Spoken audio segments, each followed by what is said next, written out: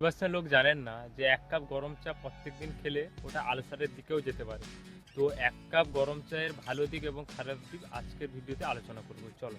প্রথমে আলোচনা করব খারাপ দিকগুলো। প্রথমে হচ্ছে অ্যাসিডিটি এবং গ্যাস। চায়ে থাকে ক্যাফেইন অ্যান্ড ট্যানিন। এর ফলে গ্যাস হয় পেটে এবং বুক জ্বালা হয়।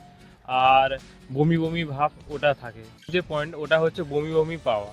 যে চায়ে থাকে ট্যানিন। এর ফলে তোমার শরীরে যখন চাটা তুমি খাচ্ছ এর ফলে তোমার গাটা বমি বমি ভাব হয় আর শরীরে একটু গ্যাস হয়। ৩ নম্বর পয়েন্ট যেটা হলো সেটা হচ্ছে আয়রন শোষণের সমস্যা। যখন তোমরা একটা খাবার খাচ্ছ ওর থেকে খাবারের যে আয়রন শোষণের ক্ষমতাটা কমে যায়, ফলে তোমাদের যে প্রবলেমটা দেখা যায় সেটা হচ্ছে রক্ত স্বল্পতার সমস্যা যেটা হচ্ছে আলসারের ঝুঁকি। তোমাদের যদি কারো যদি তোমাদের গ্যাস্ট্রিক বা আলসারের ঝুঁকি সমস্যা থাকে, তাহলে তোমাদের পরবর্তী সময় সেটা আলসারের একটা বড় সমস্যায় পরিণত হতে পারে। ৪ নম্বর সমস্যা যেটা হচ্ছে হার্টবিট বেড়ে যাওয়া। হার্টবিট বেড়ে যাওয়া হচ্ছে চায়ে থাকে ক্যাফেইন।